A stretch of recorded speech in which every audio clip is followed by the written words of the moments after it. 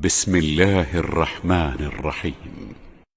سبح لله ما في السماوات والأرض وهو العزيز الحكيم. له ملك السماوات والأرض يحيي ويميت وهو على كل شيء قدير. هو الأول والآخر والظاهر والباطن وهو بكل شيء عليم. هو الذي خلق السماوات والأرض في 6 أيام ثم استوى على العرش. يعلم ما يلج في الأرض وما يخرج منها وما ينزل من السماء وما يعرج فيها، وهو معكم أينما كنتم والله بما تعملون بصير. له ملك السماوات والأرض وإلى الله ترجع الأمور. يولج الليل في النهار ويولج النهار في الليل وهو عليم بذات الصدور. آمنوا بالله ورسوله وأنفقوا مما جعلكم مستخلفين فيه، فالذين آمنوا منكم وأنفقوا لهم أجر كبير. وما لكم لا تؤمنون بالله والرسول يدعوكم لتؤمنوا بربكم وقد أخذ ميثاقكم إن كنتم مؤمنين. هو الذي ينزل على عبده آيات بينات ليخرجكم من الظلمات إلى النور وإن الله بكم لرءوف رحيم. وما لكم ألا تنفقوا في سبيل الله ولله ميراث السماوات والأرض.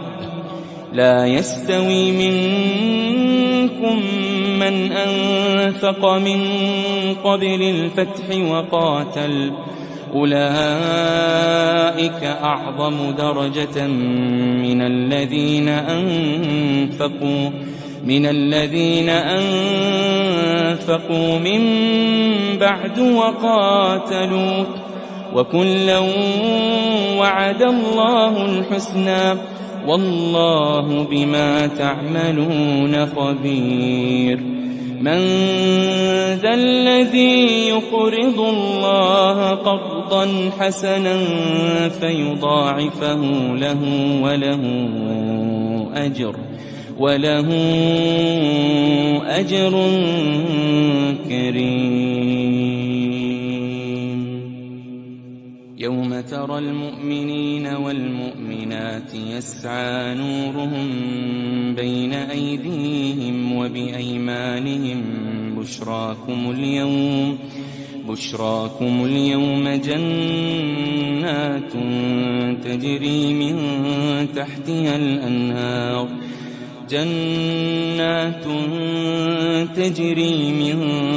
تحتها الأنهار خالدين فيها، ذلك هو الفوز العظيم. يوم يقول المنافقون والمنافقات للذين آمنوا انظرونا نقتبس من نوركم قيل ارجعوا وراءكم فالتمسوا نورا فضرب بينهم بسور له باب باطنه فيه الرحمة وظاهره من قبله العذاب. ينادونهم ألم نكن معكم قالوا بلى ولكنكم فتنتم أنفسكم ولكنكم فتنتم أنفسكم وتربصتم وارتبتم وغرتكم الأماني حتى جاء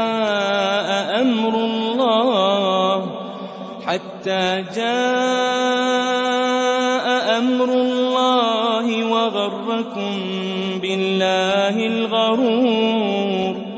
فاليوم لا يؤخذ منكم فدية ولا من الذين كفروا، مأواكم النار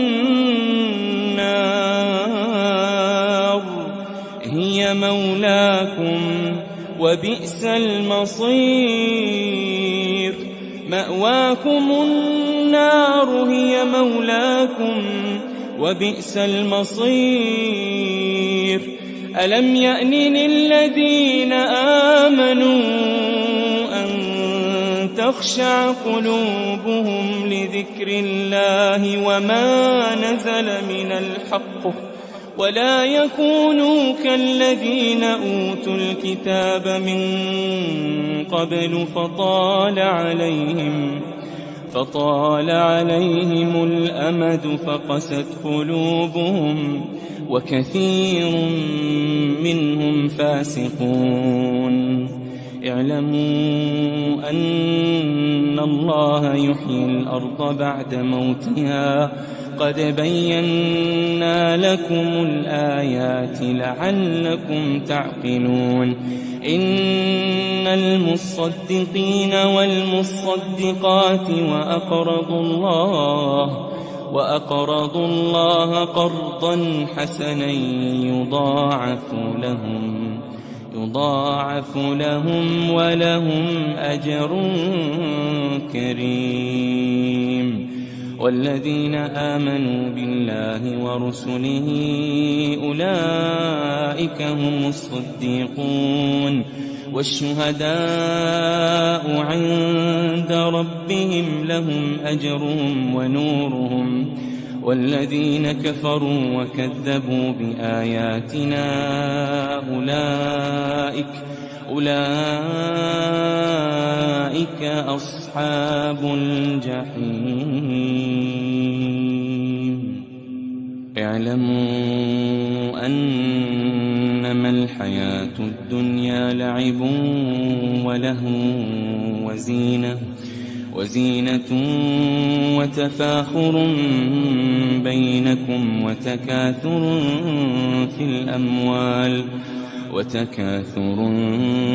في الأموال والأولاد كمثل غيث أعجب الكفار نباته ثم يهيج فتراه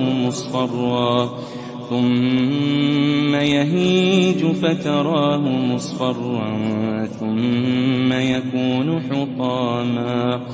وفي الآخرة عذاب شديد ومغفرة من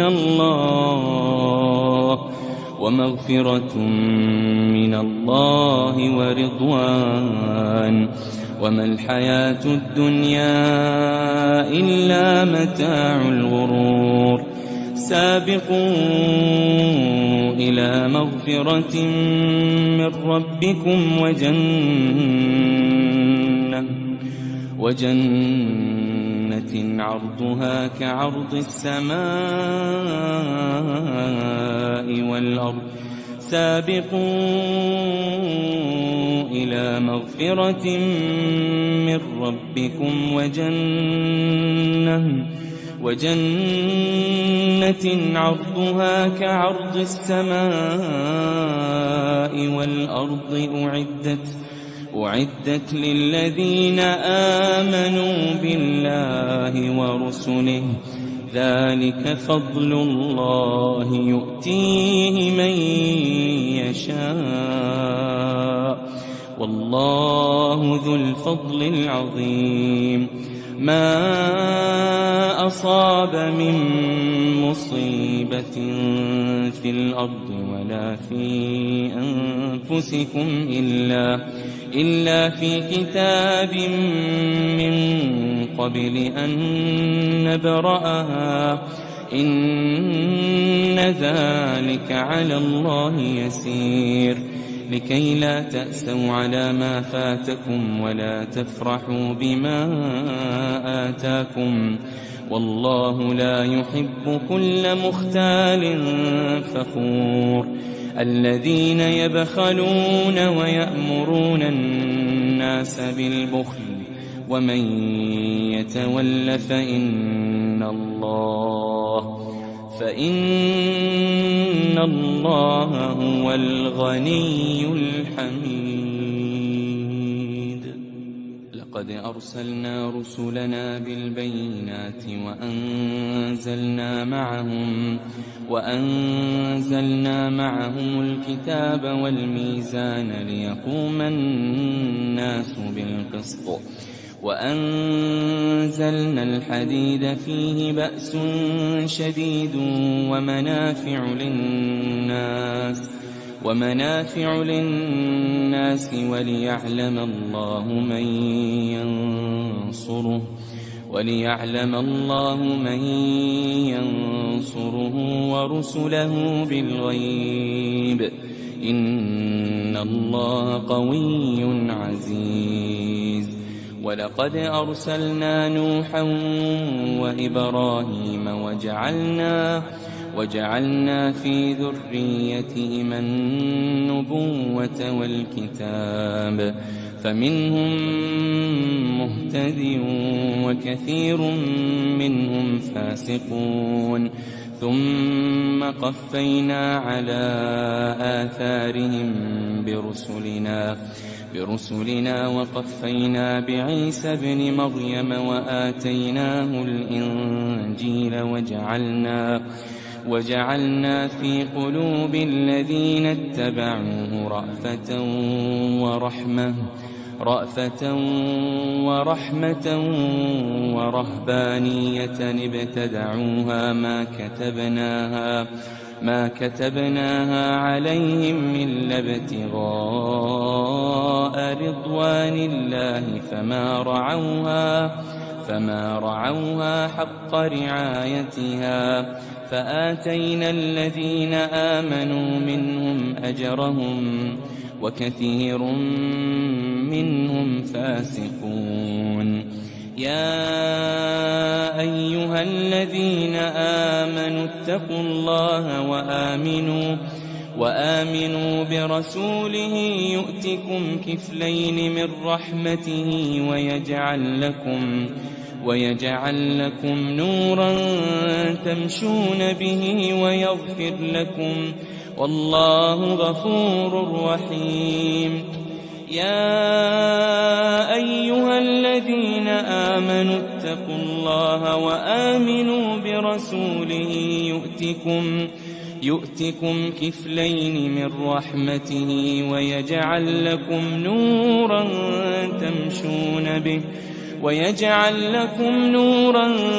تمشون به ويغفر لكم والله غفور رحيم لئلا يعلم أهل الكتاب ألا يقدرون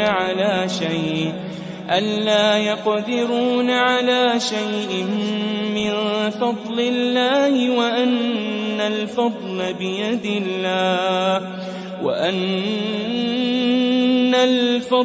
بيد الله يؤتيه من يشاء والله ذو الفضل العظيم.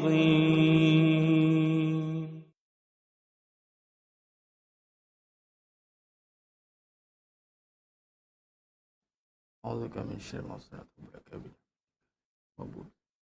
بالله. Assalamualaikum warahmatullahi wabarakatuh. Bismillahirrahmanirrahim. Innal hamdalillah nahmaduhu wa nasta'inuhu wa nastaghfiruh wa na'udzu billahi min shururi anfusina wa min sayyiati a'malina. من يهده الله فلا مضل له ومن يضلل فلا هادي له أشهد أن لا إله إلا الله وحده لا شريك له وأشهد أن محمدا عبده ورسوله اللهم صل على محمد وعلى آل محمد رب يسر ولا تعسر بتمم بالخير رب اشرح لي صدري ويسر لي أمري واحلل عقدة من لساني يفقه قولي اللهم افتح علينا حكمتك وانشر علينا من خزائن رحمتك يا أرحم الراحمين والله الذي لا إله إلا هو عالم الغيب وشهادة هو الرحمن الرحيم والله الذي لا إله إلا هو الملك القدوس السلام المؤمن المهيمن العزيز الجبار المتكبر سبحان الله عما يشركون والله الخالق البارئ المصور له الأسماء الحسنى يسبح له ما في السماوات والأرض وهو العزيز الحكيم ولا حول ولا قوة إلا بالله العلي العظيم ولا منجا من الله إلا إليه أما بعد أيها المؤمنون اتقوا الله أوصيكم وإياي بتقوى الله فقد فاز المتقون. Alhamdulillah, sidang jemaah yang dimuliakan Allah Subhanahu wa taala, para penuntut Akademi Rotul Furqan, para pejuang-pejuang kebenaran, muslimin muslimat, hadiri dan hadirat.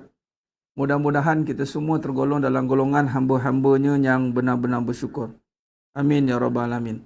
Alhamdulillah, bertemu lagi kita pada malam ini insya-Allah dalam siri muhasabah. Muhasabah Ihya Ramadan at Qiyamul Lail. Kita niatkan apa saja amalan yang dilakukan bermulanya gelincir daripada matahari, maghrib, isyak, tarawih, witir dan seterusnya itu adalah untuk menghidupkan malam Ramadan. Qiyam, membangunkan malam Ramadan dengan mengisi dengan ketaatan. Dan sudah pasti ketaatan yang tertinggi itu sebenarnya adalah dengan kita mengisi dengan menuntut ilmu. Majlis ilmu itu tinggi, fadilatnya besar. Dan sudah pasti majlis ilmu ini majlis zikrullah. Amalan perbuatan itu menyatakan kita ingat Allah. Tanda kita ingat Allah, kita beramal. Tetapi ada ketikanya kita beramal, kita tidak ingat Allah. Itu jadi masalah. Bermaksud ada amalan yang kita lakukan, kita lalai. Kita dah beramal tapi kita masih lalai. Sebagai contoh solat. Orang yang lalai di dalam pada solat, an solatihim sahun. Kenapa solat tapi masih lalai? Sebab perbuatan tidak seiring dengan hati dia. Jadi macam mana nak bagi ingat ni bermula dari mana? Ingat ini bermula dengan hati. Hati.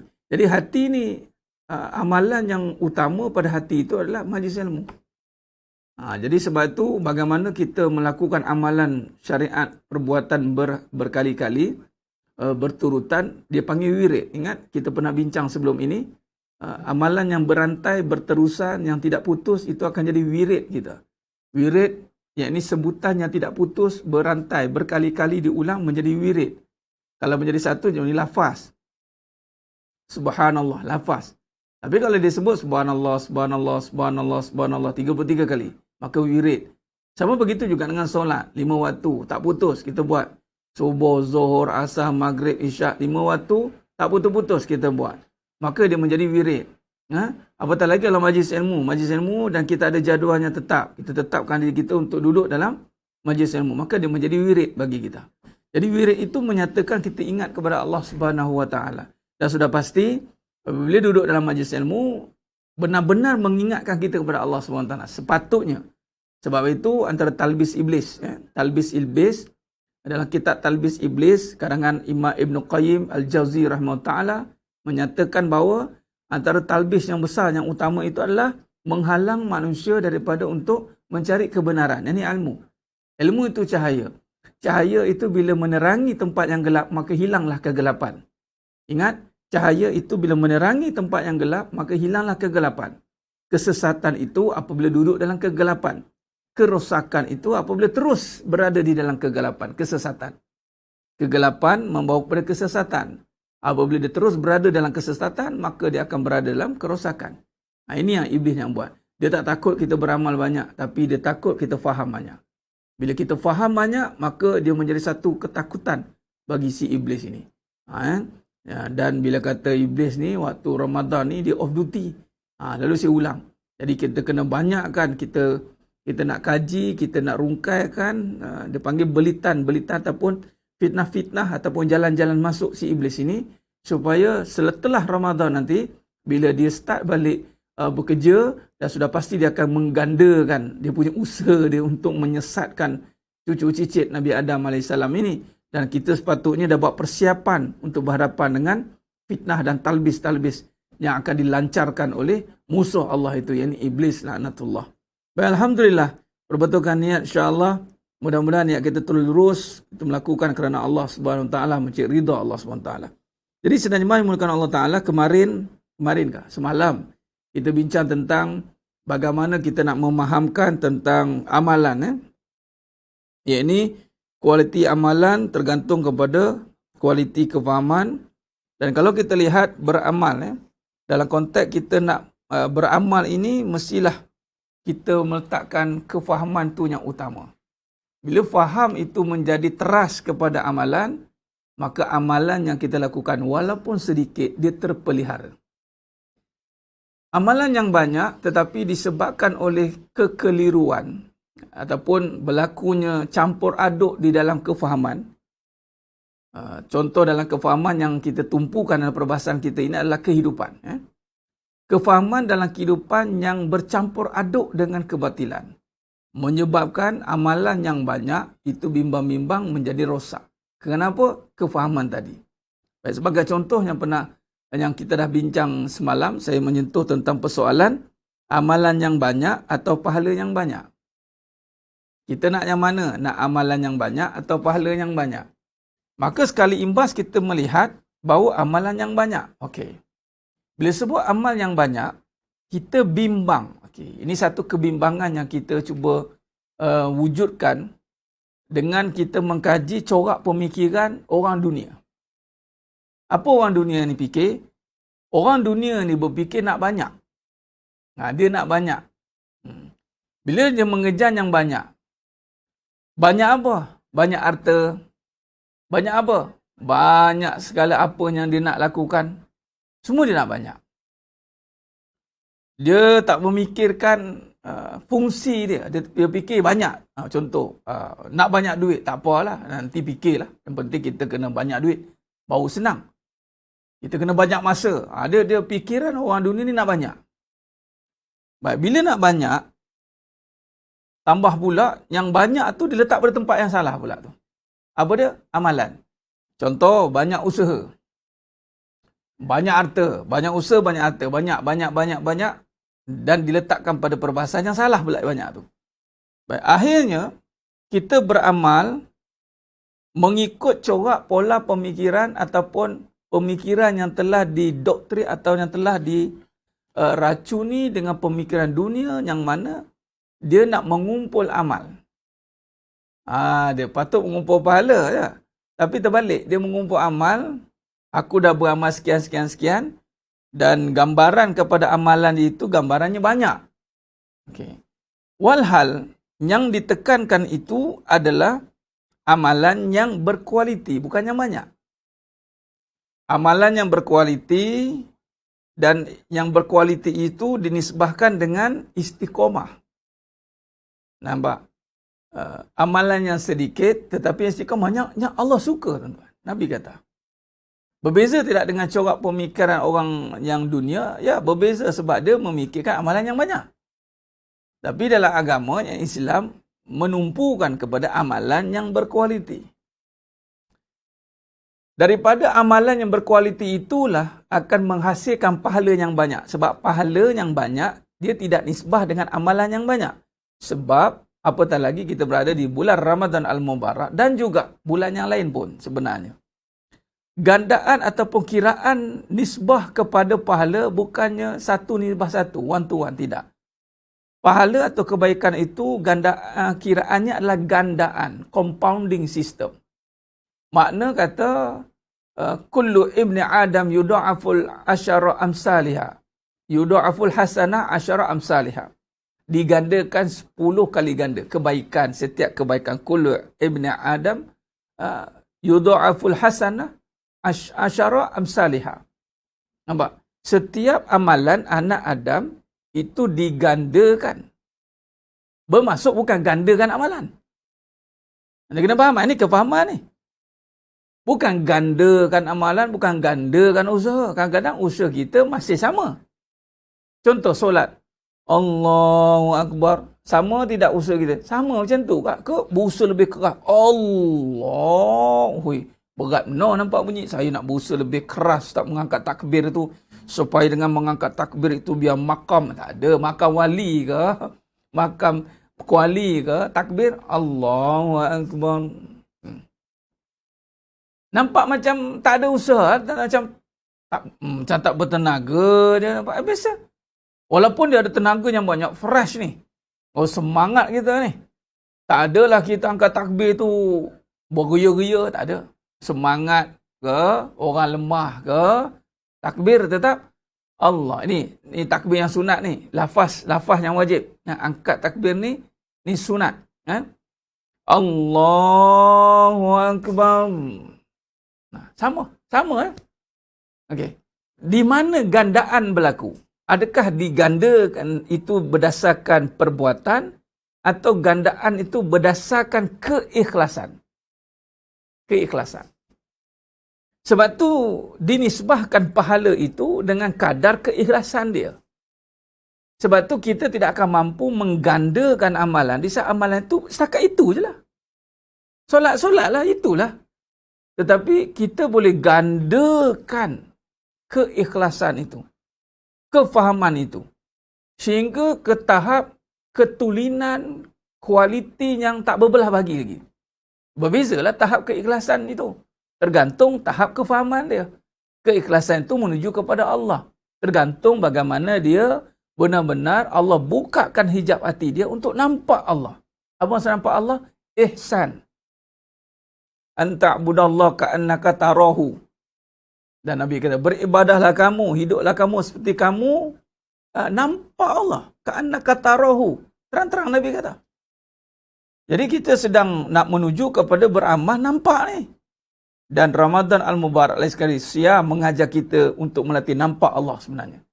Apa maksud nampak ni? Hukum, suruhan. Kita dah bincang dah. Contoh minum air. Selama hari ni kita nampak ini air. Dan kita nampak aku haus. Dan kita nampak, menghilangkan dahaga, adat. Apa lagi kita nampak? Nampak benda je. Kenapa kita puasa tiba-tiba tak boleh minum? Nampak suruhan Allah. Tapi yang buta-buta jugalah ya, sebab ni hidayah. Yahdillahu linurihi man yasha. Allah memimpin daya dan petunjuk pada siapa yang aku kendaki. Kalau Allah kata dia ni buta-butalah. Tetaplah buat dosa dengan tidak berpuasa contoh. Bila dia nampak air ini, kali ini dia nampak ini ada dosa, ada pahala. Aku minum dapat dosa. Dah nampak dosa dah, tak nampak aku haus dah. Kenapa boleh nampak itu? Itulah makrifat. Itulah mengenal. Mengenal dari sudut hukum. Dia kena mengenal. Baik, kalau begitulah cara kita belajar, maka kita transferlah kepada solat. Kita mengenal, nampak hukum. Wajib ni, suruhan ni. Okey, kita belajar lagi. Pindahkan kepada amalan yang lain. Contoh tengok suami, nampak hukum. Jangan menghukum. Ni menghukum. Nampak suami dia? Menghukum. Orang suruh tengok hukum, dia menghukum. Orang tu tengok hukum. Apa yang wajib atas aku pada suami ni? Apa yang haram atas aku? Dia bukan menghukum.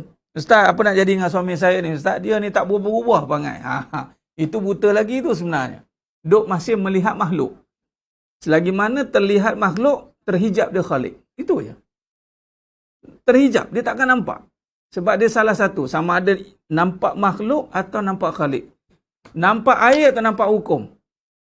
Ustaz, bukan kita tengah nampak air. Memanglah mata tu nampak lah air. Itu kau tak nampak namanya. Dah buta namanya. Ni maksudnya hati tu. Nampak satu je air. Nampak air, dia fikir pula air sirap lah, air Milo lah. Dia fikir air dah. Macam-macam air dia fikir lah. Betul tidak? Kadang tu macam-macam jenis dia buat air tu. Ini boleh tengok laut lagi. Nampak ikan. Bau ikan kat laut. Ikan kembung. Tapi dia boleh nampak siap. Kembung masak ini, kembung masak itu. Boleh pula dia nampak. Padahal tak ada lagi. Kan? Orang kalau kaki masak ni, dia tengok daun pun jadi. Ini dah boleh buat gini. Nampak pula. Kan? Tengok ayam, dia boleh bayang dah ayam tu. Ayam masak kari, ayam masak itu, ayam masak ini, ayam masak sendiri. Ayam tu masak sendiri lah. Dia boleh nampak dah, dia boleh nampak dah. Itu bagi orangnya ma'rifatul dunia lah, ma'rifatul apalah bidang dia tu lah. Ma'rifatul ta'am, orang yang ma'rifat dengan makanan. Ini kita nak ma'rifatullah. Tengok je nampak hukum lah. Haram, halal, sunat, harus. Nampak kat mana? Nampak kat diri lah, jangan nampak kat orang. Nampak pada diri, bukan nampak pada orang. Kalau nampak pada orang tu makhluk lagi. Ni nampak, tengok suami, nampak hukum pada diri. Apa wajib pada aku atas suami? Itu nama makrifat. Bukan apa wajib suami atas aku. Itu bukan makrifat, itu menghukum. Dia kalau dia letak apa wajib atas aku pada suami. Itu lain. Orang tu orang mula nak masuk wilayah kehambaan. Dia memikir apa hukum atas aku nak kena buat ni. Apa keutamaan aku ni? Wajib apa ni? Mula dia mengaji. Mengajilah, buka kitab. Macam tu kita malam ni mengaji, dengar. Faham. Macam tu. Ada yang minta tanya pasal benda ni dah lama dah pun. Dia keluar balik. Islam tak melarang orang perempuan untuk berbuat baik dengan mak sendiri. Memanglah. Saya dah kupah dah kan. Saya tulis kat page saya. Dan memanglah tak pernah menghalang. Islam tak pernah menghalang seorang isteri yang bergelar anak, anak yang bergelar isteri untuk berbuat baik kepada mak. Hukum tetap hukum lah. Wajib berbuat baik. Tetapi bukan wajib berbuat duit. Faham? Wajib berbuat baik, bukan wajib berbuat duit. Yang dok faham sekarang, wajib berbuat duit sebab nak buat baik. Mak dah pernah membesarkan kita. Mak dah pernah melahirkan kita. Jadi saya nak hadiahkan kereta kat mak saya. Saya nak hadiahkan rumah lah. Bukan tak boleh. Tetapi benda tu tidak menjadi tuntutan, kewajipan. Malah kadang-kadang tu terpaksa bertelagah dengan suami. Bergaduh dengan suami. Nak buat baik, buatlah. Apa kebaikan yang paling baik bagi seorang anak perempuan kepada mak ayah dia? Jaga nama baik mak ayah. Siapa? Ini anak siapa ni? Solehahnya lah. Untung mak ayah kamu. Ini nak jaga mak tapi bawa busuk nama mak. Apa benda? Itu bukan jaga mak. Jaga mak ni, jaga mak ayah ni, jaga nama baik mak ayah. Orang tengok kita, orang nampak mak ayah kita baik. Jangan orang tengok kita, orang question. Macam mana mak ayah dia didik dia ni? Jangan. Saya cakap kat pelajar saya tu. Kamu semua ni ingat kamu buat salah, ustaz akan cek dengan mak ayah. Dia dah panik dah. Bukan nak menyalahkan mak ayah, tapi kita nak bincang kat mana silap ni. Sebab datang sekolah dah kerah gitu, dah panjang kerah gitu dah. Kalau jenis malas solat, kita nak. Sebab tu saya cakap, jangan menconteng arang di muka mak ayah kamu. Ini dok bagi harta, bagi duit, bagi itu. Tapi perangai tak berubah. Memalukan mak ayah. Tengking-tengking suami, marah-marah suami. Itu mak ayah ajar ke? Macam tu. Itu mak ayah ajar. Ini sepatutnya nampak tanggungjawab tu. Tengok mak ayah bukan nampak duit. Nampak aku kena jaga nama mak ayah aku. Nama mak ayah ni, binti tu ada lagi tu. Itu takkan putus. Itu nama tanggungjawab seorang mak atau seorang anak walaupun dia dah bergelar suami, dah bergelar isteri, takkan putus. Sebab apa? Selagi binti tu. Bukannya kena cari duit. Ini orang pun lagi cari duit. Cari duit. Kita kena bagi duit kat mak ayah. Mana ada tuntutan agama bagi duit? Itu kalau sekiranya memerlukan. Itu pun bukannya turutan. Dia mesti pergi kat lelaki dulu. Kalau dalam adik-beradik tu ada 4 orang. 4 perempuan, seorang lelaki. Seorang lelaki ni dia kena tarah dia dulu.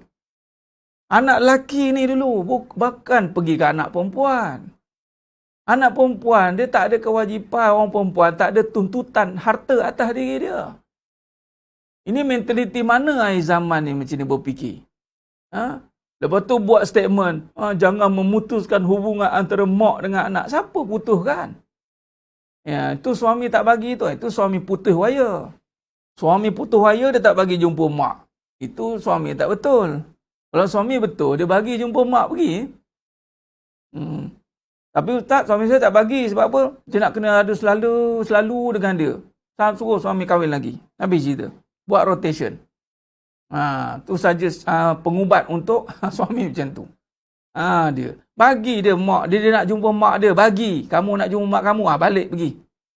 Nak berapa hari kamu duduk dengan mak kamu? 2 minggu, 3 minggu, 3 bulan? Duduk. Tak ada masalah. Suami pula kena jenis independen. Ni suruh isteri independen. Suami kena independen. Pandai urus diri sendiri. Sepatutnya suami kena ikut Nabi. Nabi urus diri sendiri. Bukan basuh baju isteri. Ini basuh baju isteri, gantung baju isteri. Dia terbalik ni. Suami basuh baju sendiri. Boleh. Arwah tok saya buat gitu. Basuh baju sendiri. Ayah saya pun buat sama. Menurut. Saya bagilah isteri, bagi dia nak pahala, bagi dia buat pahala. Ini isteri, suami soleh, tolong basuhkan baju isteri. Ya Rabbi. Dia basuhlah sendiri. Tak ke tidur asrama dulu ke? Kan? Orang duduk asrama mesti kecil basuh baju sendiri. Suami ni dia cedok nasi sendiri boleh, basuh baju sendiri boleh. Tak payah nak ngada-ngada dengan isteri tu. Kalau setara itu ni tak sikit isteri. Mana isteri? Isteri. Tak boleh makan lah isteri tak ada. Tak boleh lah isteri tak ada. Allah lemahnya kamu, wahai lelaki. Kamu lelaki Independen maksudnya kamu menjadi pemimpin qawam. Pemimpin ni bila apatah lagi dia kait dengan Allah, dia tak gantung dengan makhluk. Nampak? Ni kait apa cerita ni? Cerita hukum. Nak tengok suami nampak hukum apa atas diri.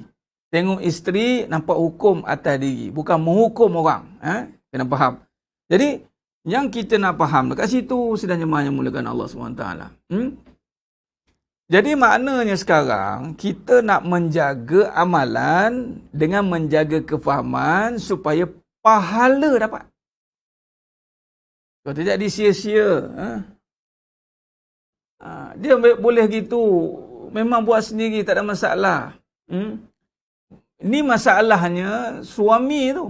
Kadang-kadang dia jadi isu isteri tak boleh nak balik rumah mak mertua dia sebab suami perlukan. Dah bagi dia balik, tak masalah. Kamu lelaki, kamu uruskan mak kamu. Lelaki tanggungjawabkan mak tu utama. Balik. Suami isteri tak balik tak apa, dia lantak dia.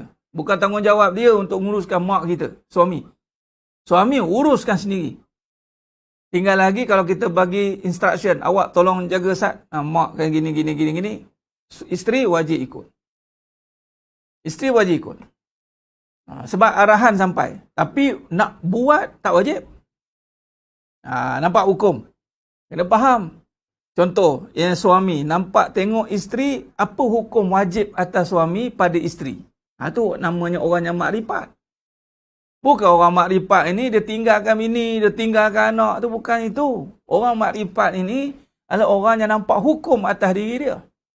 Dia nampak apa Allah suruh atas diri dia. Untuk apa? Berdepan dengan apa? Kalau dia berdepan dengan solat, Allah kata wajib atas dia solat. Okey, solat. Kalau nampak berdepan dengan harta, wajib bagi dia untuk infak kalau ada lebih. Okey. Wajib bagi dia zakat. Nampak? Apa berdepan? Dia berdepan dengan apa? Dia ada, dia panggil tanggungjawab itu ada. Kalau dengan anak apa? Nampak anak apa wajib atas diri sebagai suami. Nampak? Jadi itu orang makrifat. Baik, bukan kata orang makrifat ini yang meninggalkan dunia ini. Langsung dibiarkan. Baik. Jadi sedang jemaah yang mulakan Allah SWT. Bagi seorang isteri, dia kena nampakkan perbuatan itu. Dia melihat suami wajib atas dia apa. Dia kena tengoklah. Kalau dia betul makrifatullah. Kalau dia benar-benar dia kenal Allah, dia akan faham hukum. Sebab hukum ini suruhan Allah. Iblis gagal kat situ. Iblis tak nampak. Contoh dia tengok Nabi Adam AS, dia tak nampak apa wajib atas dia kena buat kat Nabi Adam AS. Patutnya kalau betul dia beramal dan dia menjaga amalan dia itu dengan hati yang benar, ketika Allah berikan tugas untuk sujud kepada Nabi Adam, maka dia tengok Nabi Adam AS, dia nampak hukum yang disuruh oleh Allah. Apa dia? Sujud. Ataupun sujud bukan sujud itu, tapi hormat. Tapi Nabi Adam AS tak nampak hukum itu. Dia nampak apa? Dia nampak ini tanah, aku api. Dia ni siapa?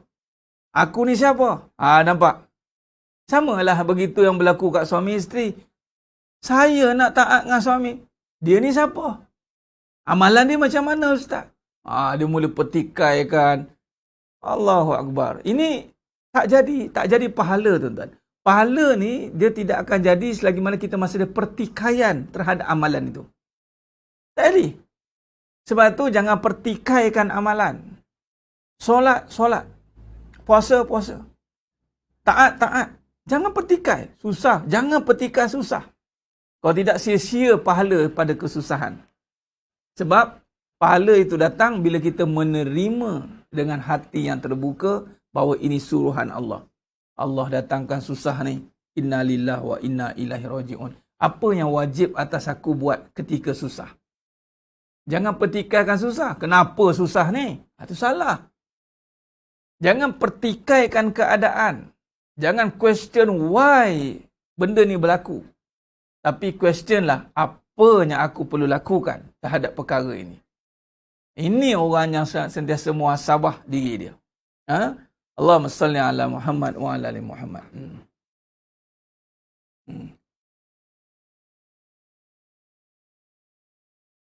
Jadi sudah nyemahnya mulakan Allah SWT. Dia dapat poin suami kena independen tu, segar mata orang perempuan tak? Tapi nak bagi tahunya, satu kemuliaan bila suami suruh isteri buat tau. Ingat orang perempuan, anda jangan duk ye. Satu kemuliaan kalau anda diberi peluang menguruskan suami anda. Basuh je bang. Satu kemuliaan sebenarnya. Gosok je bang. Buat ni. Masak. Bila sepatutnya kita buat, kemudian kita bagi penghormatan, uruskan. Kalau tidak, tak boleh bawa urus sendiri. Jangan rasa, tahu tak apa. Belajarlah berdikari, abang. Amboi. Lepas tu dia buat apa? Dia buat tak tahu. Masa banyak part-time housewife kata panggil. Dia pun ada isteri ramai. Ni isteri tak cerdik. Isteri yang tidak ada kefahaman tentang Allah. Sepatutnya dia kena risau di saat dia tidak digunakan. Barang siapa yang Allah memilih dia ini untuk jalan kebaikan, Allah akan gunakan diri dia untuk taat. Dia tak ada buat benda lain. Suami je dia tak ada sibuk dengan suami orang. Faham suami orang tu? Kerja luar. Ramai lah lelaki-lelaki kalau kan semua suami orang tu. Dia sibuk serve sana, sibuk serve sini. Dengan suami dia masa sikit. Dia sepatutnya bahasa banyak dengan suami dia, baru part-time dekat luar sana. Sikit-sikit. Sila bulan, full time dengan suami terus. Dia tak ada nak sibuk-sibuk kat luar. Ataupun bahasa mudah menyibuk-nyibuk dekat luar. Sebab di rumah itu suami dia ujung rambut, ujung kaki, lepas tu dengan semua, itu semua pahala. Kalau betul lah dia nak mencari pahala, bukannya dengan cara begitu. Yang ni jauh-jauh nak pergi, itu bukan cari pahala. Faham? Itu cari popular. Kalau cari popular, dia kena buat kerja macam tu. Allahumma salli ala Muhammad. Beruntunglah yang ada suami itu. Bila cakap beruntung ada suami itu, jangan letakkan dia yang tak ada suami tak beruntung pula. Beruntung ni orang beriman. Faham? Jangan duk kona kat situ pula. Seronoknya ada suami. Kan dah ada suami kan jadi orang rugi pula. Beruntungnya lah ada anak. Alah, ini kita cerita detail. Sebenarnya orang beriman tu beruntung. Ada suami ke, tak ada suami ke, ada anak ke, tak ada anak ke. Malah dalam satu riwayat, mafhum hadis, nanti saya cari matan dia. Satu riwayat mengatakan Nabi SAW sangat cemburu dengan seorang ni. Dengan spesies manusia ni. Apa dia? Di dunia dia sebatang kara. Harta tak ada, anak tak ada, apa pun tak ada. Seorang diri. Sebatang kara. Sahabat tanya, macam mana boleh cemburu pula dengan orang macam ni? Sebab dialah yang paling sikit untuk ditanya. Tak ada benda nak kena tanya. Sebab Allah takkan tanya barang yang tak ada. Jangan seronok yang ada suami, ada suami. Faham tak faham? Faham tak tu? Yang ada suami lagi. Jangan tutup kes, buka fail baru, tutup. Tak, jangan. Barang yang dah ada kemudian tak ada tetap ditanya. Tapi sekiranya buat performa yang bagus dengan apa yang baru, contoh Allah bagi peluang ada suami baru settle yang lama. Jangan ingat boleh tutup macam tu je, melainkan dengan taubatan nasuha. Tapi kalau dah tak ada dari awal, tak ditanyalah. Ada suami tak ada? Tak adalah ditanya pasal suami. Ada anak tak ada? Tak ada. Tak ada ditanya pasal anak. Ada duit ke? Tak ada. Tak ada. Tak ada ditanya pasal duit. Tapi kalau pernah dulu banyak duit, sekarang tak ada. Aku tanya dulu tu mana pergi? Dulu saya ada suami, sekarang tak ada. Okey, aku tanya dulu tu. Sebab pernah ada. Yang pernah ada, ditanya. Sebab tu bila tak ada, jangan tercari-cari. Bila dah ada, mula mengandang ada. Dulu tengah tak ada, alah untungnya lah ada suami. Bila dah ada, mula pula macam ni baik tak ada suami. Ini apa cerita ni? Ini orang jenis tak faham sebenarnya.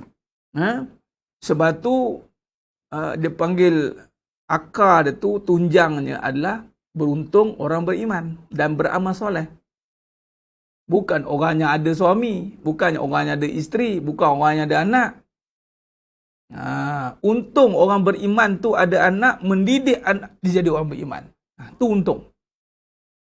Beruntung orang yang beriman itu ada isteri, mendidik isteri jadi solehah. Tu untung. Beruntung orang beriman itu yang ada suami dan dia menjadikan diri dia sebagai isteri solehah untuk suami dia. Beruntung orang beriman yang ada harta, menjadikan harta dia itu pahala untuk diri dia. Beruntung bagi orang beriman itu yang ada. Baru dia cerita ada apa. Tapi kata kuncinya iman. Allahumma salli ala Muhammad wa ala ali Muhammad. Jadi manusia memang begitulah. Time tak ada, mula tercari-cari. Bila dah ada, mulalah pula tercari-cari juga. Tercari-cari, tak nak bagi tak ada balik. Macam mana cara nak bagi tak ada balik? Ni yang berlaku. Jadi orang yang beriman itu sifatnya untung. Tak ada rugi. Untung. Baik. Jadi sidang jemaah yang mulakan Allah SWT. Maka kalau kita lihat,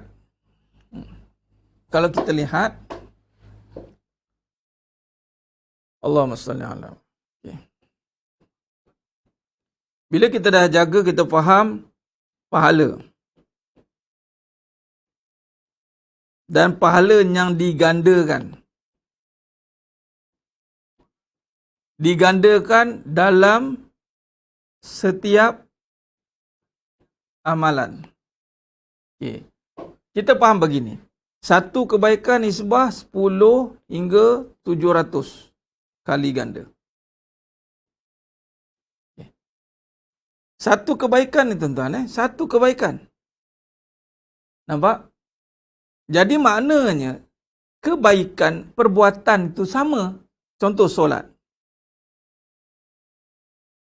Sama tuan-tuan.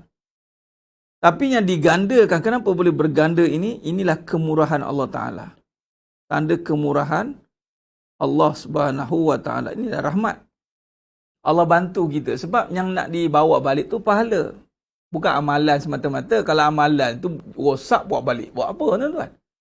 Pahala. Okey. Sekarang ni, bagaimana nak dapat gandaan ini? Maka kita kena menggandakan keikhlasan.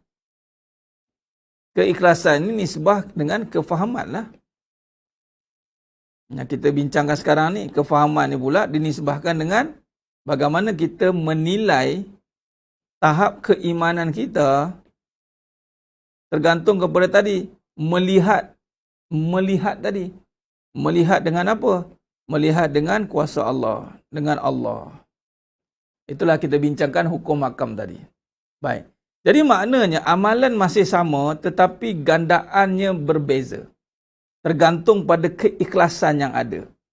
Contoh tuan-tuan yang ada, anda semuanya hadir pada malam ini. Sama. Setiap malam mungkin orang yang sama.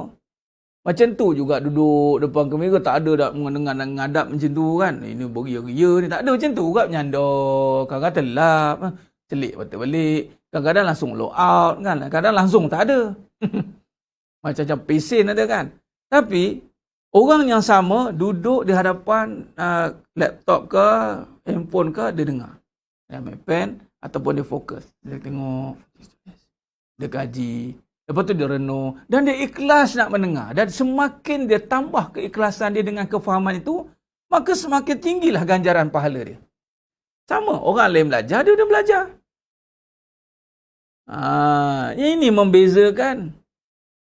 Sebab tu jangan lihat pada amal. Sebab tu amalan itu ya memang nampak pada zahir, tetapi yang menghukum pada batin atau tersembunyi itu tetap yang gaib, Allah.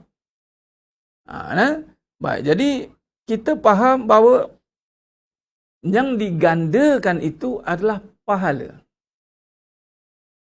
Bila digandakan pahala, jagalah perkara-perkara yang melayakkan kita dapat pahala. Okey, sudah pasti dalam konteks amalan ni tuan-tuan, para ulama mengatakan, ya, Nabi menyatakan dalam konteks amalan ni, pertama mestilah dia ikhlas, ini kerana Allah, dan keduanya dari sudut itibak, mengikut Nabi, sunnah Nabi. Mana sah rukun ni, maknanya bahasa mudah, sah batal ni kat sini. Okay. Ni sama, dia tak ada pertambahan. Tapi yang ikhlas ni, terima atau tidak.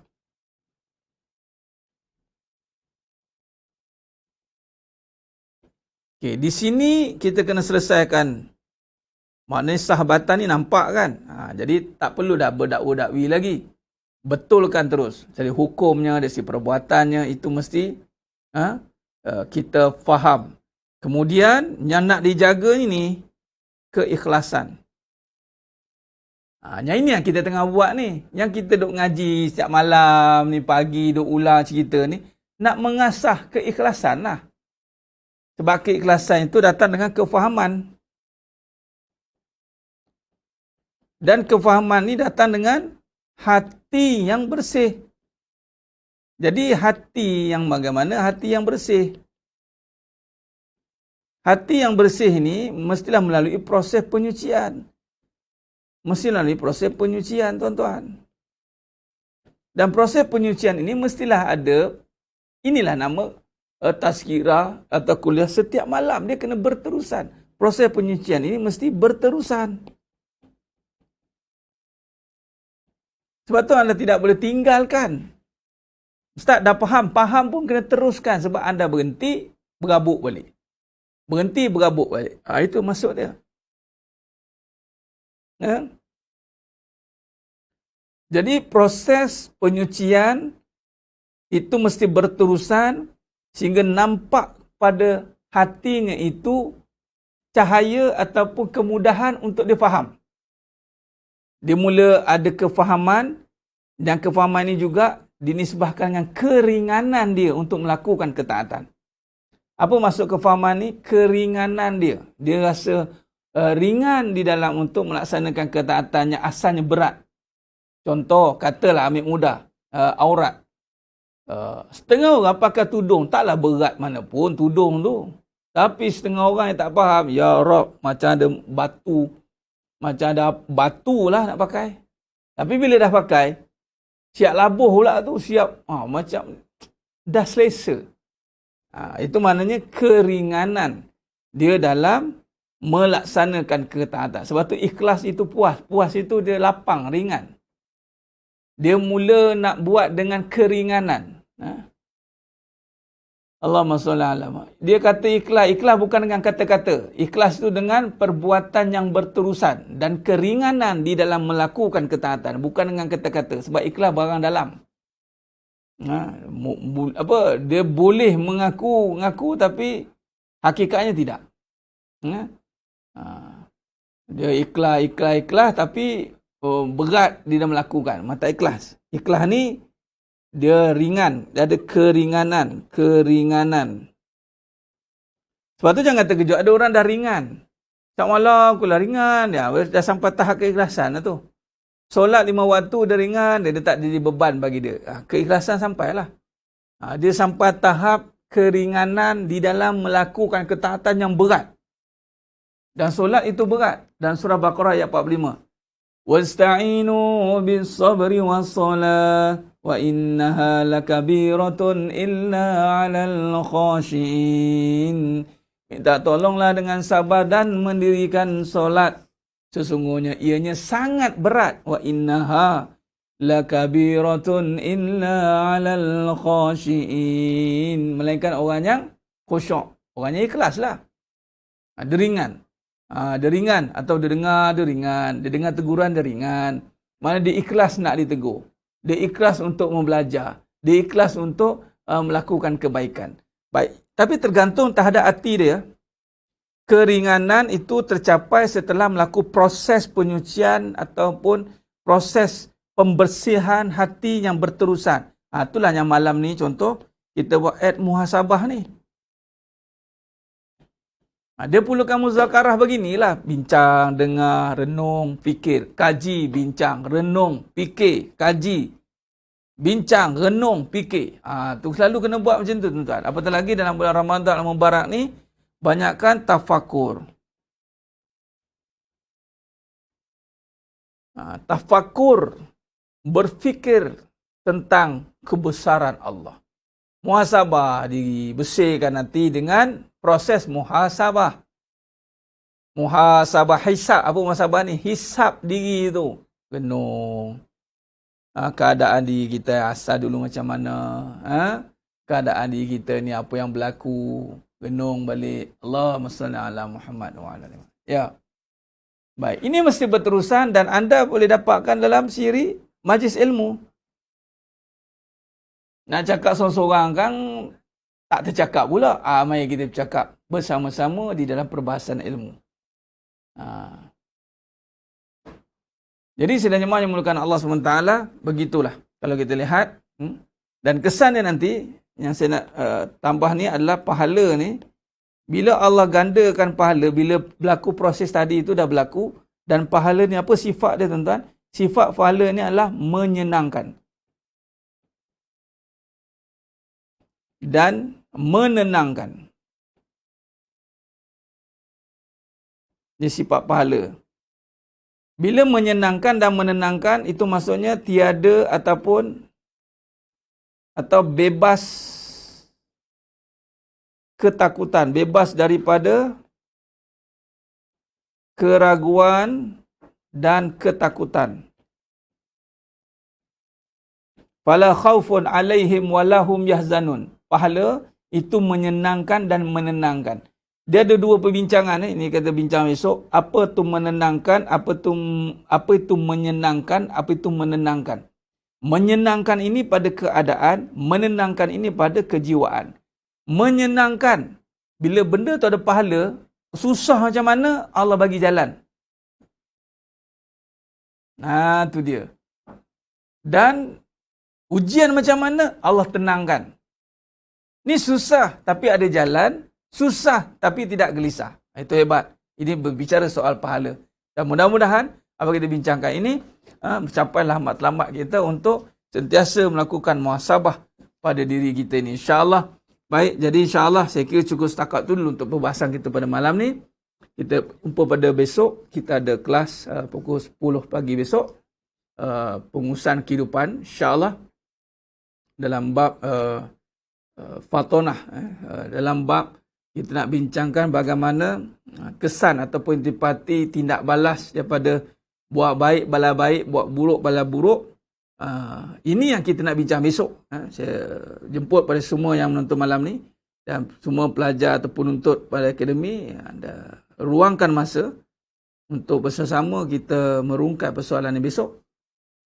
Mudah-mudahan dengan perbahasan besok ni anda akan nampak bagaimana keburukan tu sampai dan bagaimana kebaikan tu sampai dan bagaimana anda nak menangani perkara-perkara begitu. Sebenarnya semua itu telah diaturkan oleh Allah Ta'ala, sunnatullah. Tinggal lagi kita yang nak faham atau tidak. Itu saja. Baik, insyaAllah saya kira cukup setakat dulu. Mudah-mudahan Allah rahmati kita semua. Mohon ampun, mohon maaf di atas segala kekurangan, terkasar kata, kurang bicara atau penyampaian ini.